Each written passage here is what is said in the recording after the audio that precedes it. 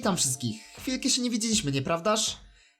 Na wstępie tylko wspomnę dla angielskojęzycznych widzów. Hello my non-Polish speaking viewers. This video will show you how to enable experimental features for Minecraft 1.20 and possibly any version going forward. However, our prime language here is Polish, so please turn on the subtitles. It will for sure help you a lot. Teraz, kiedy ta kwestia jest już wyjaśniona, przejdźmy szybko do tego, o czym w ogóle jest ten film. Otóż w najnowszym snapshocie, czyli na moment nagrywania tego 20W42A, Mojang po raz kolejny zbedrockowało nam Javę. Tym razem poza wszystkimi minusami jest również jedna zaleta tej nowości. Otóż od teraz może się zdarzyć tak, że rzeczy, które zostaną dodane w snapshotach, nie pojawią się w pełnej wersji. Ale... Chodzi tutaj o to, że gdyby nie to rozwiązanie, na te brakujące rzeczy czekalibyśmy dużo dłużej. Ten film będzie aktualny tak długo, jak Mojang się nie zdenerwuje i nie zablokuje tej opcji, więc albo grając na 1.42 nadal skorzystasz z tego poradnika, albo grając na snapshocie 20W46A już tego nie będziesz mógł wykorzystać. Jeśli film jednak nie ma dopisku nieaktualny, to metoda nadal działa. Na koniec jeszcze pewne ostrzeżenie. Metoda, którą zamierzam wam pokazać, nie jest czymś, co przewidzieli deweloperzy, więc może wpłynąć kiedyś destrukcyjnie na świat. Jednak dopóki nie ma żadnych zmian dotyczących generatora świata, bądź najbardziej fundamentalnych mechanik gry, powinno być git. Drugie i już ostatnie ostrzeżenie dotyczy tego, iż nie wiemy, jak zachowują się światy eksperymentalne w pełnej wersji. Jednak idąc śladem wersji Bedrock, nie powinno być to problemem. Ale ryzyko zawsze istnieje, więc pamiętajcie, backup to podstawa. Przechodząc nareszcie do filmu, będziemy potrzebować pewnego programu. Opcja dowolna tak długo jak program jest w stanie odczytać pliki .dat, jednak ja pokażę to na przykładzie Visual Studio Code oraz NBT Explorera. Dla poszczególnych programów spójrzcie w rozdziały filmu. Pierwszym krokiem jest utworzenie świata z eksperymentalnymi funkcjonalnościami. Zatrzymajmy się tutaj na chwilkę, ponieważ jeśli oglądasz ten film długo po publikacji, zapewne zastanawiasz się, dlaczego masz inne datapaki do wyboru.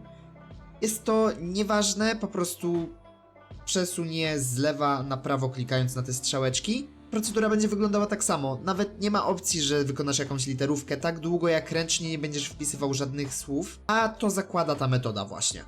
Gdzie między innymi ten świat jest nam właśnie po to, żeby później w dalszych krokach nie wykonywać żadnych literówek przypadkowo. Dla optymalizacji pracy zalecałbym utworzenie świata super płaskiego z presetem pustki. Następnie wychodzimy ze świata, klikamy edytuj i otwieramy folder świata. Następnie cofamy się do menu wyboru świata i powtarzamy procedurę dla save'a, na którym chcemy grać z eksperymentalnymi feature'ami. Pamiętaj, jeśli świat jeszcze nie był uruchamiany na snapshocie, na którym planujesz grę, lepiej zrobić to przed wykonaniem całego procesu. W tym miejscu warto zrobić kopię, jeśli owa jeszcze nie została wykonana. Następnie minimalizujemy Minecrafta. Dalej w otwartych oknach eksploratora plików musimy odnaleźć pliki level.dat i trzeba tutaj zwrócić uwagę na to, żeby to były .dat, a nie .dat podłoga old. Jeżeli na swoim komputerze nie widzisz rozszerzeń plików i widzisz tylko pliki level 2, to na Windowsie 10 wystarczy, że rozwiniesz tutaj narzędzia, przejdziesz do zakładki widok oraz naciśniesz pudełeczko przy opcji rozszerzenia nazw plików. A jeśli jednak jesteś na Windowsie 11 bądź na Windowsie niższym od 10, no to niestety, drogi widzu, musisz poszukać tego na własną rękę w internecie, jak pokazać rozszerzenia plików w Windowsie i tutaj wersja twojego systemu. A Linuxiarze chyba już wiedzą, jak to zrobić, skoro używają tego cudownego systemu na co dzień. Następnym krokiem jest sprawdzenie, czy na danym świecie mieliśmy już jakieś datapaki, tak żeby ułatwić sobie robotę. Jeśli nie, to dla uproszczenia dalszej pracy mocno sugerowałbym wgranie jakiegokolwiek datapaku, nawet na chwilę. Pamiętajcie tylko, żeby nie był to datapak wpływający na struktury, wymiary bądź generator świata. Czyli może to być na przykład moje Eternal Challenges, do którego link znajdziecie w opisie tego filmu. Aby dodać datapak do świata, po jego utworzeniu musimy zlokalizować folder Datapacks.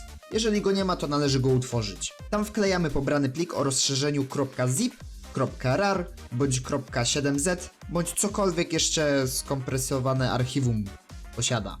Dalej wróćmy na chwilę do Minecrafta i po raz kolejny włączmy nasz świat, tak aby przeładowało się wszystko na pewno.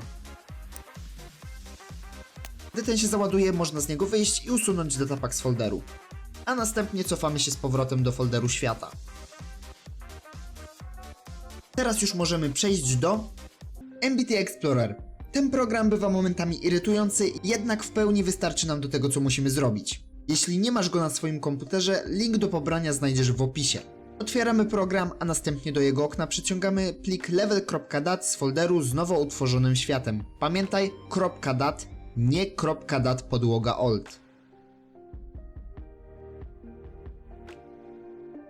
Dalej uruchamiamy program po raz drugi. Osobiście polecałbym sobie je rozdzielić, jeden dać na lewo, drugi dać na prawo. Do okienka po prawej przeciągamy plik level.dat z folderu z plikami naszego świata. W obu oknach naszym oczom ukażą się dwie linie tekstu, gdzie przy drugiej znajduje się plusik. Klikamy go, aby rozwinąć drzewko. Następnie w okienku po prawej stronie szukamy opcji Data Packs i również klikamy na plusik. Teraz naszym oczom ukazały się dwie opcje, Disabled oraz Enabled. Rozwijamy obie. Jeżeli oglądacie to długo po premierze, mogą to być inne foldery. Najważniejsze jest to, żeby nazwy zgadzały się z tym, co widzieliście podczas tworzenia nowego świata. A tutaj te opcje mamy dlatego, że nasz świat odpaliliśmy już na najnowszej wersji.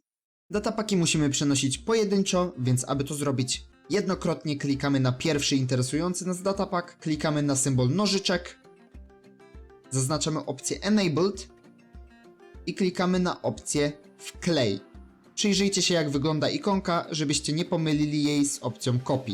Procedurę powtarzamy dla wszystkich interesujących nas datapaków.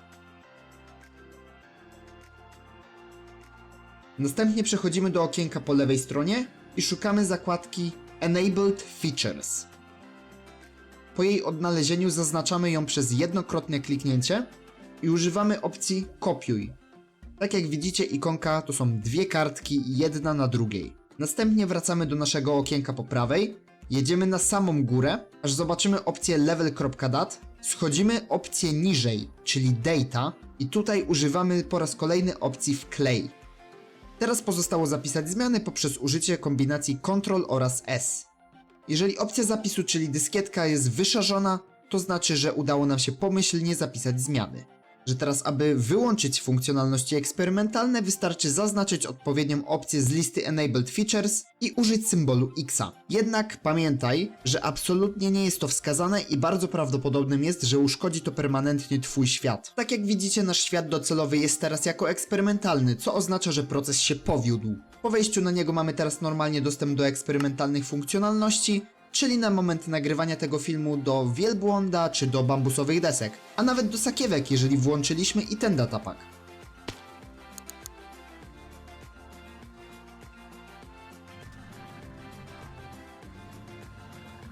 Na koniec odpowiem na pytanie, które najpewniej niejednej osobie pojawiło się w głowie podczas tego filmu, czyli czy od teraz wszystkie nowości będą dodawane w ten sposób? Nie! Jak nazwa wskazuje, jest to część rozgrywki eksperymentalnej. Wcześniej w tym celu powstawały całe snapshoty, takie jak nowy generator Minecrafta 1.18 czy Deep Dark i Skulk Minecrafta 1.19.